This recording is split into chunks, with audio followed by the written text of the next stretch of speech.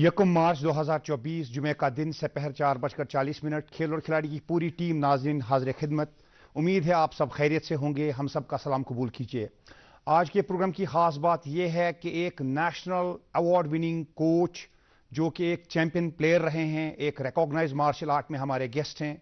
बहुत ही खुशी की बात है जब भी यहाँ इंटरनेशनल लेवल तक जाने वाले लोकल प्लेयर्स आते हैं, वो इनको अपना गुरु कहते हैं, वो इनके बारे में बात करते हैं। तो बिना वक्त ज़ाये किए हम आपको ये बोलेंगे कि आप वेट कीजिए, कुछ ही मिनट में आपको पता चलेगा कि कौन है हमारे मेहमान और किस मार्शल आर्ट की होगी बात।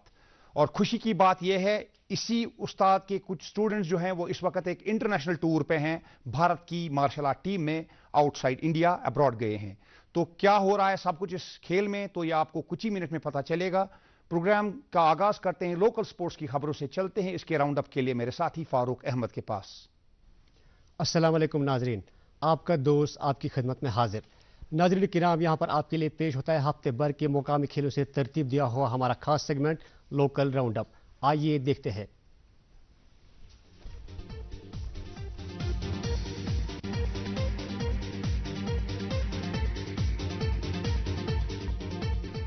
शोर आफाक गुलमर्ग में मुनक़दा खेलो इंडिया विंटर गेम्स 2024 का चौथा एडिशन रंगारंग तकरीब के साथ हुआ मुकम्मल, जिसमें पहले पायदान पर इंडियन आर्मी के खिलाड़ियों ने कुल 21 मेडल्स किए हासिल, जिसमें 10 गोल्ड, 5 सिल्वर और 6 ब्रॉन्ज के मेडल है शामिल। विंटर गेम्स 2024 के दौरान कर्नाटक ने 11, महाराष्ट्र ने 22, हिमाचल प्रदेश 17, लद्दाख 15, जबकि मेजबान जम्मू कश्मीर ने कुल 11 मेडल जीत लिए। इन खेलों में मुल्क भर से वाबस्ता मुख्तलिफ उम्र के 500 से ज्यादा खिलाड़ियों ने की थी शिरकत। सेकंड डिवीजन आई लीग 2023-24 के और एक मुकाबले में रियल कश्मीर फुटबॉल क्लब और इंटर काशी के दरमियान 1-1 स्कोर से मुकाबला रहा बराबर, जबकि दूसरे मुकाबले के दौरान रियल कश्मीर फुटबॉल क्लब के हाथों एजवल एफसी को 1-0 के स्कोर से मिली मात। रांची में मुनक़दा खेलो इंडिया सीनियर कौमी वुशु लीग 2024 के दौरान जम्मू कश्मीर से ताल्लुक रखने वाले आयरा और अंसा चिश्ती ने सोने के मेडल जीतकर जम्मू कश्मीर का नाम किया है रोशन। इस लीग में मुल्क भर से ताल्लुक रखने वाले मुख्तलिफ उम्र के 700 से ज्यादा खिलाड़ियों ने की थी शिरकत। श्रीनगर के ट्याल सेक्टर पर हुआ नॉकआउट फुटबॉल टूर्नामेंट का रंगारंग तकरीब के साथ शानदार आगाज। इब्तदाई दिन के मुकाबले में जेके बैंक 11 ने एलिजाना एफसी को 5-0 के स्कोर से हराकर मुकाबला जीत लिया। देहरादून में मुनक़दा कौमी सतह जुजुत्सु चैंपियनशिप 2024 के दौरान जम्मू कश्मीर से वाबस्ता खिलाड़ियों ने कुल मिलाकर 14 मेडल्स पर किया कब्जा, जिसमें 6 गोल्ड, 2 सिल्वर और 3 ब्रॉन्ज के मेडल है शामिल। इस चैंपियनशिप में मुल्क भर से वाबस्ता मुख्तलिफ उम्र के 600 से ज्यादा खिलाड़ियों ने की थी शिरकत। My youth by pride programme के तहत जेके स्पोर्ट्स काउंसिल के इश्तराक से उधमपुर में मुनक़दा टेबल टेनिस सिलेक्शन ट्रायल्स खुश असलूबी के साथ हुई मुकम्मल, जिसमें सूबा जम्मू और कश्मीर से वाबस्ता अलग अलग एज ग्रुप्स के 200 से ज्यादा खिलाड़ियों ने की थी शिरकत। जेके पुलिस और जेके स्पोर्ट्स काउंसिल के बाहमी इश्तराक से श्रीनगर में कल 2 मार्च से लेकर 8 मार्च तक all India water sports championship का हो रहा है आगाज, जिसमें जम्मू कश्मीर के अलावा मुल्क के दीगर रियासतों और यूटी से वाबस्ता 500 से ज्यादा खिलाड़ी कर रहे हैं शमूलियत। यूनिवर्सिटी ऑफ जम्मू में मुनक़दा 7 रोज़ा बॉक्सिंग डेवलपमेंट वर्कशॉप का प्रोग्राम हुआ मुकम्मल, जिसमें खिलाड़ियों को बॉक्सिंग के हवाले से जानकारी फराहम की गई। इस वर्कशॉप में जम्मू कश्मीर के मुख्तलिफ इलाकों से वाबस्ता 400 से ज्यादा खिलाड़ियों ने की थी शमूलियत। पुंछ में जारी T20 सुपर लीग रंगारंग तकरीब के साथ हुई अख्ताम पजीर। फाइनल में जट वॉरियर्स की टीम ने नाइट राइडर्स मैंडर को 5 विकेट से हराकर मुकाबला जीत लिया। इस मौके पर परवेज मलिक को उनकी बेहतरीन कारकर्दगी के लिए मिला मर्द मैदान का खिताब।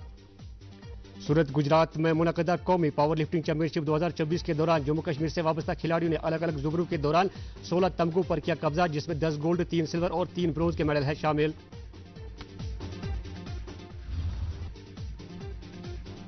रूस के शहर मॉस्को में बुध 28 फरवरी से शुरू हुई मॉस्को स्टार्स वुशु चैंपियनशिप में वादी की 3 फीमेल मार्शल आर्ट प्लेयर्स कर रही है शिरकत। चिश्ती सिस्टर्स आयरा और अंसा के अलावा कैफा शाह कर रही है इस कंपटीशन में मुल्क की नुमाइंदगी। नाजरीन, ये था मुकामी खेल खबरों का अहवाल। उम्मीद करते हैं आपको पसंद आया होगा। नाजरीन, मजीद क्या कुछ है प्रोग्राम में आगे खास, वो सब जानने के लिए चलते हैं एक बार फिर वापस मेरे साथी इमरान गुल के पास। नाज़रीन, ये प्रोग्राम लाइव टेलीकास्ट हो रहा है आपकी खिदमत में डीडी कशी चैनल के श्रीनगर स्टूडियो से। इसके अलावा आप हमें यूट्यूब पर लाइव स्ट्रीमिंग के जरिए भी देख रहे हैं। और अब नजर डालते हैं खास नेशनल और इंटरनेशनल स्पोर्ट्स के सेगमेंट्स पर इस राउंड अप के साथ।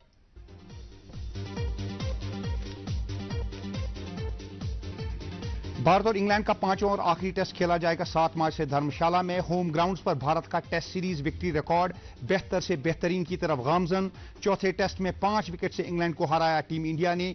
यंगस्टर्स की शानदार कारकर्दगी, जायसवाल और जुरल की शानदार परफॉर्मेंस। वुमेन्स प्रीमियर लीग में आज यूपी वॉरियर्स का मुकाबला होगा गुजरात जायंट्स की टीम के साथ। बेंगलुरु में कल आरसीबी को दिल्ली कैपिटल्स ने 25 रन से हराया। वुमेन्स प्रीमियर लीग में 5 टीमें कर रही हैं शिरकत। ओडिशा में इंटरनेशनल हॉकी फेडरेशन की मेंस प्रो लीग हुई इख्तिताम पजीर। मेजबान भारत ने की आयरलैंड के खिलाफ 4-0 से एक और जीत दर्ज, हराया आयरिश टीम को। ब्लू शर्ट्स ने प्रो लीग में अब तक जीते हैं 3 मैचेस और हासिल किए हैं कुल 15 पॉइंट्स। मई में इसका अगला एडिशन खेला जाएगा। इंडियन सुपर लीग में 2023-24 में ओडिशा की टीम है टॉपर। ओडिशा ने कामयाबी हासिल की ईस्ट बंगाल के खिलाफ 2-1 से और 17 मैचेस में 10 जीत के बाद 35 पॉइंट्स के साथ है टॉप पर ओडिशा। रणजी ट्रॉफी 2023-24 के इख्तिताम में बाकी रह गए हैं अब 3 मैचेस। कल से हो रहा है 2 सेमीफाइनल्स का आगाज। विदर्भ खेलेगा मध्य प्रदेश के खिलाफ नागपुर में और मुंबई खेलेगा तमिलनाडु के खिलाफ मुंबई के एमसीए ग्राउंड पर। भारतीय हॉकी की सीईओ एलिना नोमन, जो कि 13 साल तक सीईओ रही, अपने ओहदे से अब दस्तबरदार हो गई है। उनके टेन्योर के दौरान भारतीय हॉकी में आई काफी मुस्बत तब्दीलियां। मुत्तहिदा अरब अमारात में भारत, अफगानिस्तान और आयरलैंड के माबैन वन ऑफ टेस्ट जारी है। दूसरी इनिंग में अफगानिस्तान की टीम 218 रन पर आउट हुई। आयरलैंड को मिला है टेस्ट जीतने के लिए 111 रन का टारगेट। नाउवर इंग्लिश क्लब लिवरपूल ने कल एफए कप में साउथहैम्पटन को हराया। 2023-24 की ईपीएल चैंपियन ने 3 गोल से की फतेह दर्ज। इस जीत के साथ ही लिवरपूल ने एफए कप के क्वार्टर फाइनल में रसाई हासिल की, जहां उसका मुकाबला होगा मैनचेस्टर यूनाइटेड के साथ। साउथ अफ्रीकन अंपायर माराई इरेजबोस ने कर दिया है रिटायरमेंट का ऐलान। न्यूजीलैंड के दौरे पर ऑस्ट्रेलिया के खिलाफ न्यूजीलैंड की सीरीज के बाद वो होंगे रिटायर। इसके साथ ही न्यूजीलैंड के भी टेस्ट बॉलर नील वैगनर ने इस सीरीज के बाद रिटायर होने का ऐलान किया है। बीसीसीआई ने भारत के खिलाड़ियों श्रेयस अय्यर और ईशान किशन को नहीं दिए हैं नए कॉन्ट्रैक्ट। डोमेस्टिक क्रिकेट स्किप करने पर बीसीसीआई ने उनके खिलाफ ली है ये कार्रवाई।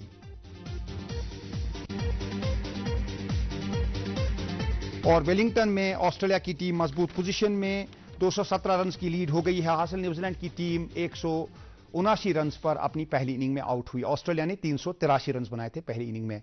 और नाज़रीन, आपको इंतजार होगा आज के प्रोग्राम में शामिल खास मेहमान से मिलने का, तो आपको इनके साथ मिलाते हैं मेरे साथी रोशन ख्याल। दोस्तों, वुशु एक चाइनीज मार्शल आर्ट खेल है। वू यानी मार्शल और शू माने आर्ट। यह खेल बहुत दिलचस्प खेल है। आहिस्ता आहिस्ता चाइना से पूरी दुनिया में फैल गया और भारत भी पहुंचा। भारत में भी बहुत बड़े बड़े खिलाड़ी हैं और ऐसे भी कई खिलाड़ी हैं जिन्होंने नेशनल और इंटरनेशनल लेवल पर बहुत नाम किया है। जहां तक जम्मू कश्मीर का ताल्लुक है, हमारे यहां भी बड़े अच्छे अच्छे खिलाड़ी हैं और एक नाम ज़बान ज़द-ए-आम है जो कि एक आउटस्टैंडिंग प्लेयर रहा है और आजकल कोचिंग कर रहा है। वो हैं कुलदीप हंडू साहब। कुलदीप हंडू साहब से आपको मिलवाते हैं आज इस प्रोग्राम में। हंडू साहब, इस प्रोग्राम में खैर मकदम है आपका। Thank you sir. हंडू साहब, you are the first J and K Dronacharya awardee. जी इस लेवल तक पहुंचने में जो आपने सफर तय किया है, उसका आगाज कहां से हुआ था? सर, ये बड़ा लंबी जर्नी थी। तो पहले हम यहाँ पर ही रहते। मैं बेसिकली रैनावारी से बिलोंग करता हूँ, तो क्रिकेट का बड़ा शौकीन था। बट आपको पता है, मैं पंडित कम्युनिटी से बिलोंग करता हूँ, तो वहाँ पर खेल कूद तो कम ही होता है। अगर खेलते थे तो मार भी पड़ती थी। बट समहाउ फिर वो 90 में थोड़ा माइग्रेशन हो गई, तो फिर जम्मू चले गए थे। तो मैं क्रिकेट का बड़ा फास्ट बॉलिंग करता था। अच्छा तो 2-3 साल खेला, बट मुझे वो थोड़ा सा वहाँ पर अपना नहीं दिखा फ्यूचर। पढ़ाई भी साथ साथ कर रहा था। तो बट मुझे मेरा फ्रेंड था एक अशोक जित्सी, तो उसने मुझे बोला कि यार मैं आपकी हाइट वेट अच्छी है, तो मैं मार्शल आर्ट का थोड़ा सा करता हूँ, आप मेरे से सीखो, तो हम क्लब जाएंगे कहीं पर। तो वहाँ पर ताइक्वांडो क्लब था हमारा रघुनाथपुरा में। तो उनने मुझे बोला वहाँ पर ही चलेंगे, हम वहाँ पर ही सीखेंगे। तो बट मैं I am very grateful to the god की और अशोक का भी, कि उनने मुझे सही रास्ते पे सही जगह ले गए पहली बार ही मुझे। क्योंकि उस टाइम मेरा वो ट्रैक बन रहा था। क्योंकि बहुत सारे यहाँ पर मार्शल आर्ट्स ऐसे हैं कि जो रिकॉग्नाइज नहीं है और बच्चों को बेनिफिट नहीं मिलता। But I am very thankful to the god कि मैं पहली बार ही सही जगह गया। तो रघुनाथपुरा में और ताइक्वांडो का क्लब था। इसमें तो आपके पास ऑप्शन 2 थे। एक ताइक्वांडो का ऑप्शन था, क्योंकि ताइक्वांडो जो है वो ओलंपिक खेल है। जी जी। और दूसरा वुशु का ऑप्शन था। जी जी। तो व्हाट अट्रैक्टेड यू? बेसिकली मैं ताइक्वांडो सीखता था तब। ताइक्वांडो गया, मैं ताइक्वांडो सीखने गया। तो मेरे जो गुरु थे विशाल शर्मा जी, तो उनने मुझे ट्रेन किया, वो प्रैक्टिस कराते थे। तो मैं 95 में मेरा पहला उसमें मेडल आ गया ताइक्वांडो में, 94 में सॉरी। तो बट साथ साथ मुझे वो बोल रहे थे कि आपकी जो फिजिक है आप वुशु भी ट्राई करो, वुशु भी एक चाइनीज मार्शल आर्ट है, वो भी ट्राई करो। जब उन्होंने मुझे बता दिया कि इसमें ये चीज है, it's a combination of kick, punch and throw, तो मैं ज्यादा अट्रैक्ट वुशु की तरफ हो गया। तो 95 में मैंने पहले मिजोरम में नेशनल किया था, तो वहां पर मेरा उस टाइम गोल्ड मेडल आ गया था, फर्स्ट गोल्ड मेडल आ गया था। That was the first gold medal for the state also in wushu. तो मेरा रुचि ज्यादा वुशु की तरफ ज्यादा गई, तो आई स्टार्टेड प्रैक्टिस। मगर उसके बाद 2005 तक आपने बहुत सारे मेडल जीते। 7 तक जी। मैं लगातार 2000 मतलब 7 तक मेरा लगभग मैं 12 साल चैंपियन रहा ना अपने वुशु में। उसमें मेरे नेशनल गेम्स में भी मेडल था, इंटरनेशनल में 6-7 मेरे मेडल थे। इंटरनेशनल टूर्नामेंट कौन सा आपने किया? एशियन चैंपियनशिप, वर्ल्ड चैंपियनशिप खेले मैंने, साउथ एशियन में 3 वहां पे एक्सपीरियंस कैसा रहा? एशियन चैंपियनशिप में मेरा ब्रोंज मेडल आ गया, वर्ल्ड चैंपियनशिप में 2 बार 4th रैंक पे आ गया, साउथ एशियन में मैंने 3 बार गोल्ड आ गया, तीनों बार, और मैं बेस्ट प्लेयर भी आया था साउथ एशियन गेम्स में। तो साथ साथ बट उस टाइम जो हमारा एक प्रॉब्लम थी कि वुशु जो अदर स्पोर्ट्स में अदर कैटेगरी में था। गवर्नमेंट ऑफ इंडिया की 3 कैटेगरीज हैं, एक तो priority category, second is general and third is other category. Priority में तो आपको पता है कि सारा कुछ गवर्नमेंट ऑफ इंडिया देता है, तो ना पैसा सारा गवर्नमेंट ऑफ इंडिया खर्चा करता है। अदर्स जो जनरल है तो उसको भी 50% मिलता है, अदर्स को नहीं मिलता, मतलब उनको खाली नेशनल वो अपने पॉकेट करना पड़ता। उस टाइम इतनी ज्यादा नहीं थी वुशु, नहीं था। बट समहाउ बट मेरा I am very thankful to my जो मेरे गुरु थे उनके, मेरे पेरेंट्स, मेरे फ्रेंड्स जिन्होंने मुझे सपोर्ट किया। तो मैं साथ साथ इंटरनेशनल भी खेला और नेशनल में भी लगातार तब मेरा रिकॉर्ड रहा। मैं इंडिया में पहला प्लेयर बना कि जो लगातार 12 साल चैंपियन रहा, और इंटरनेशनल में भी मेडल देता रहा। बट उस टाइम हम अदर्स कैटेगरी में थे, इंडिया का रैंकिंग उतनी बड़ी डाउन थी। वो यूज टू बी इन 70, 70, 80 मतलब रैंक हमारा था। जो हमारे इंडिया के जनरल सेक्रेटरी थे आनंद कक्कड़ जी, उनने मुझे बोला था कुलदीप साहब बहुत हो गया आपका यार खेलना, क्योंकि आपकी एक्सपीरियंस बहुत ज्यादा है, तो now you shift to coaching. तो मैंने बोला सर मैंने कोचिंग नहीं करना था, मैं क्योंकि मैं अभी खेल रहा नहीं, अब आपका इतना हो गया, आप खेलो भी but coaching, we want result at national international level also. तो मुझे जो कक्कड़ जी ने सर थोड़ा सा किया, बूस्ट पंप दिया, तो then I switch to coaching 2007। जी, बहुत अच्छा फैसला आपने किया कि आपने कोचिंग की तरफ अपना कदम बढ़ाया, क्योंकि देखिए you have to reach a level when you have to decide about your future. You achieve whatever you could till 2007। उसके बाद आपको फैसला करना था कि आप भविष्य प्लेयर के बाद नेक्स्ट कदम कौन सा उठाएंगे, और आपने कोचिंग को अपनाया। और वो फैसला इतना शानदार साबित हुआ कि आपकी कोचिंग की वजह से बहुत बड़े बड़े खिलाड़ी भारत को मिले हैं, और आप चीफ कोच भी हैं आजकल। और इस दौरान आपकी बेहतरीन कोचिंग की वजह से आपको द्रोणाचार्य अवार्ड भी मिला, उसके बारे में बताइए। सर 2007 में मैं जब मुझे कोच अपॉइंट किया गया जूनियर टीम के साथ, तो उस टाइम हमारा लेवल उतना नहीं था, रैंकिंग मैंने बताया हमारा 60-70 रैंकिंग थी। तो हम जब जूनियर वर्ल्ड चैंपियनशिप खेलने गए थे मलेशिया, तो वहां पर हमारा ब्रोंज मेडल आ गया। साथ ही साथ मुझे 2008 में एशियन चैंपियनशिप की, फिर 2009 में वर्ल्ड चैंपियनशिप खेलने गए हम इंडोनेशिया, तो वहां पर हमारे 4 मेडल आ गए। और मेन टास्क था हमारा, क्योंकि जो इंडिया में जो कैटेगराइजेशन ऑफ स्पोर्ट्स बनता है वो एशियन गेम्स में बनता है जी। तो उस टाइम हमारा, मैंने पहले बताया कि हम अदर्स कैटेगरी में थे। तो 2010 में एशियन गेम्स हो रही थी ग्वांगझो में, ये चाइना में। तो उस टाइम हमारा मेन था कि भाई हमने अपने कैटेगरी को जो वहां पे हमारे एक खिलाड़ी ने मेडल हासिल किया, 2 खिलाड़ियों ने हासिल किया, और उनमें से एक खिलाड़ी को फिर अपॉइंटमेंट भी मिली। दोनों खिलाड़ी को अपॉइंटमेंट मिली है, दोनों को फिर अर्जुन अवार्ड भी मिल गया। तो 2010 में मतलब 9 में मैंने शिफ्ट किया सीनियर टीम के साथ, मुझे एलिवेट किया गया as chief coach with Indian team senior team, क्योंकि मेरा रिजल्ट जूनियर में अच्छा रहा। तो मेरे को टास्क दिया कि भाई अब एशियन गेम्स में इसमें हमें आपको सहयोग चाहिए, हमें रिजल्ट अच्छा चाहिए, सो दैट कि हम प्रायोरिटी में जाना चाहिए। तो टारगेट हमारा यही था। तो 1.5-2 साल हमें very thankful to the sports authority of India ministry कि उन्होंने हमें 1.5-2 साल हमें लगातार कैंप दे दिए और फॉरेन एक्सपोजर भी दिए। तो हम एशियन गेम्स की तैयारी 1.5-2 साल से लगातार करते रहे। पूरी फेडरेशन हमारे साथ थी, पूरे जो मेरे कोचिंग स्टाफ थे वो थे, प्लस साइंटिफिक स्टाफ जो मेरा साथ था। जब आपकी परफॉर्मेंस को एक्सेप्ट किया जाता है, एक्नॉलेज किया जाता है, आपको रिवॉर्ड किया जाता है, तब आपकी फीलिंग क्या होती है? बड़ी बड़ी शख्सियात ने आपको अवार्ड दिए हैं। सर ये तो एक बड़ा मतलब, जब एक किसी को, तो ये एक नेचुरल फिनोमेना है कि जब आपको कोई कहीं से सम्मानित किया जाता है तो एक वो तो अलग ही फील होता है। जब आपका नाम कोई ऑनर किया जाए, ऑनरेबल गवर्नर साहब, आपके प्रेसिडेंट साहब, ऑनरेबल प्राइम मिनिस्टर साहब आपको ऑनर करे, तो बड़ी बात होती है। उससे उपलब्धि मुझे लगता है कि कुछ और हो। बिल्कुल। तो I think that is the ultimate. जहां तक वुशु का ताल्लुक है, नेशनल लेवल पे हमारा स्टैंडर्ड दिन ब दिन बढ़ रहा है, तो उन नाजरीन के लिए जो वुशु की खेल से मानूस नहीं है, इसकी निटी-ग्रिटीज के बारे में, ये एक नेशनल टूर्नामेंट चल रहा था, इंटरनेशनल टूर्नामेंट चल रहा था, इसमें भारत के खिलाड़ी ब्लू में हैं, सिंह साहब। तो ये बताइए, थोड़ा सा डिस्क्राइब कीजिए कि इसमें खिलाड़ी क्या कर रहे हैं, उनको क्या करना चाहिए, कैसे पॉइंट्स हासिल करते हैं। सर ये वर्ल्ड चैंपियनशिप ये इधर कजान में हुई थी वर्ल्ड चैंपियनशिप। ये राजेंद्र सिंह जम्मू के हैं, इस टाइम इनका ब्रॉन्ज मेडल आ गया था।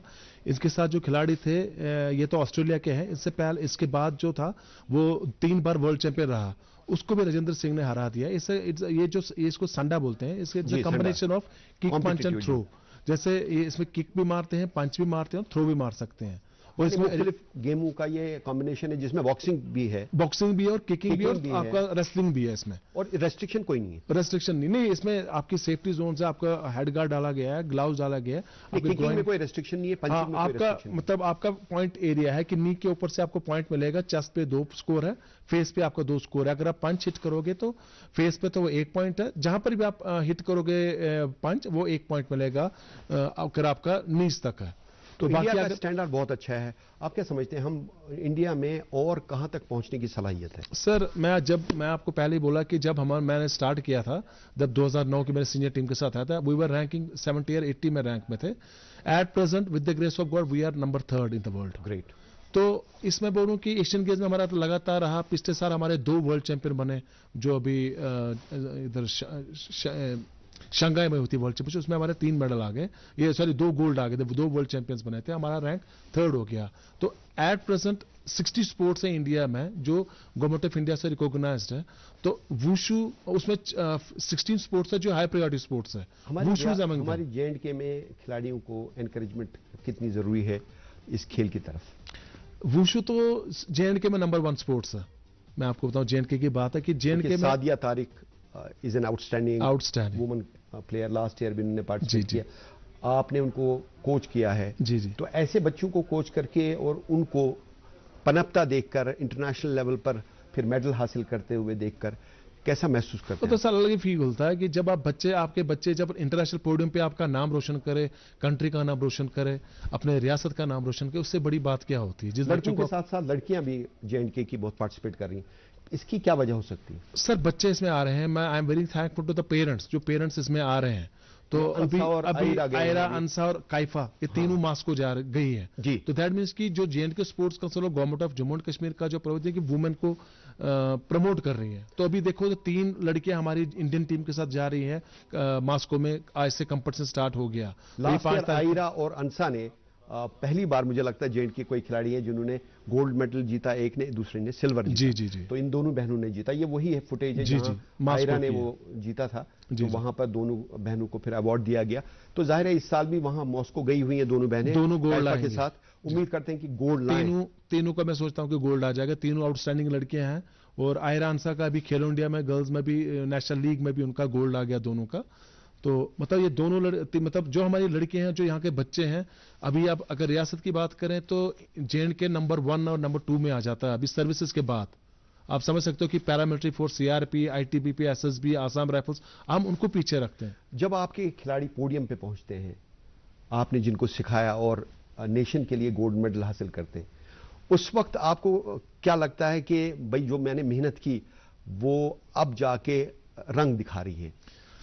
सर मेरा अल्टीमेट ऑब्जेक्ट है कि मेरा बच्चा जो ओलंपिक मेडल आए, एशियन गेम्स में गोल्ड लाए, क्योंकि वो भी हमारा पूरा हो गया। कि जो आपको मैं ये इस माध्यम से बोलूं कि जो रियासत का जब फर्स्ट एवर एशियन गेम्स में जो मेडल आया था वो भी वुशु से ही आया था। सूर्य भानु प्रताप सिंह का जो ब्रॉन्ज मेडल आया था वो वुशु से। हमारे यहाँ कुछ इंपेडिमेंट्स हैं, जैसे कि मौसम के बारे में कहा जाता है, बर्फबारी होती है, लेकिन उस मौसम में भी प्रैक्टिस बच्चे करते रहते हैं। तो how important it is to keep oneself fit for the game throughout the year?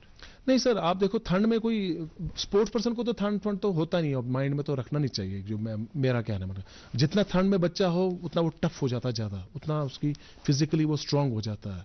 आप देखो यूरोपियन के जो प्लेयर्स हैं वो ठंड में ही प्रैक्टिस करते हैं, वहां पर तो -डिग्री होता है, वो प्रैक्टिस करते हैं तो वो ज्यादा टफ हो जाते हैं। वुशु के बारे में एक सवाल पूछते हैं लोग कि भाई वुशु खेल के मिलता क्या है? फिजिकल फिटनेस है, इसके अलावा क्या क्या स्कोप है, फ्यूचर क्या हो सकता है एक वुशु खिलाड़ी का? सर आपको मैं एग्जाम्पल दूं कि अभी हमारे 6 अर्जुन अवार्ड जो मेरे को अभी जब से मैं नेशनल चीफ कोच आया हूं तो मेरे को 6 अर्जुन अवार्ड और बच्चे अर्जुन मिले। Award is the highest award। Award in sports in India. मेरे को जब से मैंने ट्रेनिंग किया तो 6 अर्जुन अवार्ड मैंने अपने कंट्री को दे दिए हैं सर। सेकेंडली अभी आपको बताऊं कि आपने बोला कि बच्चों को क्या फायदा मिलेगा।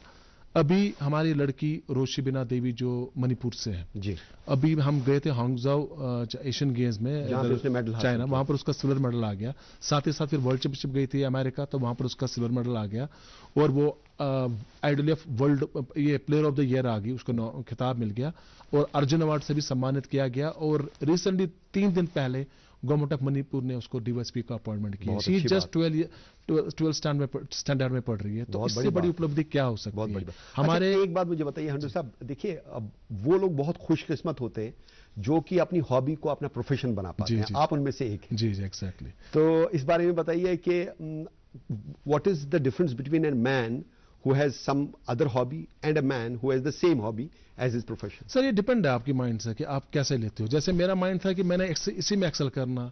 अगर आपने एक्सेल करना है तो आपका मोटिव एक टारगेट एक होना चाहिए। कि मुझे पता था कि आई वाज एक्सपेक्टिंग कि मैं अर्जुन अवार्ड मिल जाए क्योंकि मैं हाईएस्ट अच्छे मेडल थे मेरे, बट नहीं मिला अर्जुन अवार्ड। तो उसमें आपको फिर उसमें जरिए माश भी मिल गया ना इसी खेल की वजह से, मिल गया, सम्मान मिल गया, कैटेगरी में मिला। जॉब भी मुझे मिली, प्लस द्रोणाचार्य पहला मिला हूं अभी तक। एक ही द्रोणाचार्य जे&के में तो वो मुझे मिला है और वुशु में भी एक ही अभी है तो वो मुझे मिला। तो इससे बड़ा खिताब क्या मिल गया। बट दैट इज कि आपने कितनी मेहनत की और आपका ऑब्जेक्ट क्या था पन्ना, आपका एम क्या है।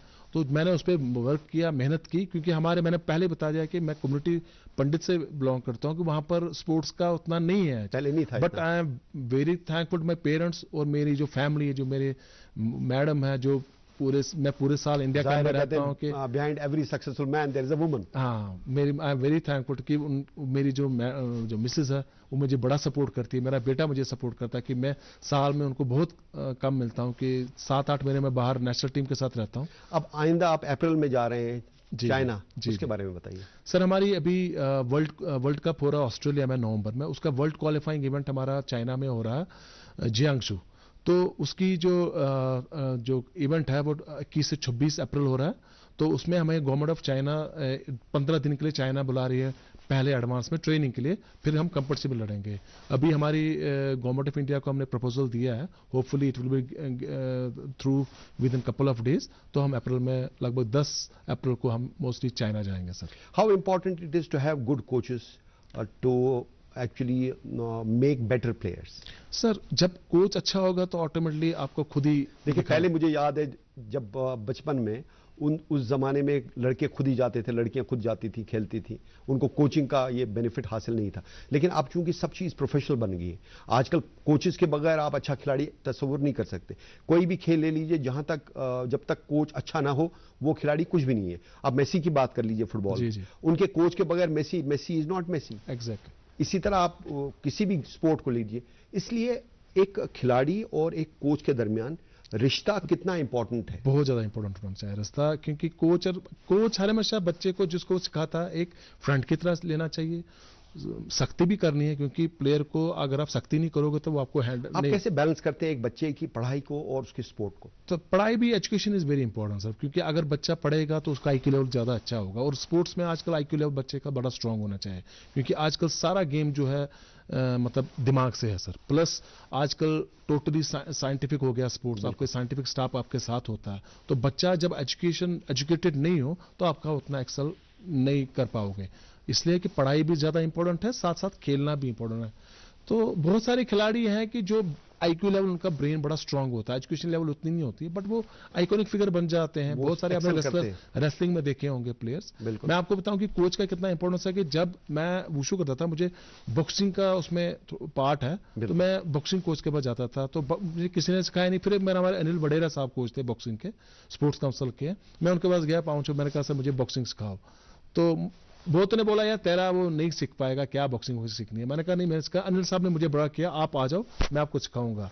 तो उनने मुझे मेहनत की, लगभग पूरे साल मेहनत की। I remain the first player in जे&के police जिसका बॉक्सिंग में ऑल इंडिया पुलिस में पहला मेडल आ गया सर। शानदार तो बात। वो because of my good coach, कि उन्होंने मुझे कोचिंग की है। तो कोच का एक बड़ा इंपॉर्टेंट रोल होता है सर, कि कैसे बच्चे को नर्च करना और कैसे उसको पॉलिश। मार्शल आर्ट के बारे में कहा जाता है कि जो खिलाड़ी होता है वो थोड़ा एग्रेसिव होता है। जी जी। साथ में उसके बेनिफिट्स ये हैं कि अपने आप को अपना जो सेल्फ कॉन्फिडेंस है बहुत ज़्यादा होती है। जी, जी। क्या आपको पता है कि कोई मुझे ऐसी सिचुएशन में डोमिनेट नहीं कर सकता जहां पे एग्रेशन आ जाए, तो ये बैलेंस कैसे करेंगे अपना एग्रेशन और ये कॉन्फिडेंस कि मुझे कुछ हो नहीं सकता, मुझे कोई मार नहीं सकता।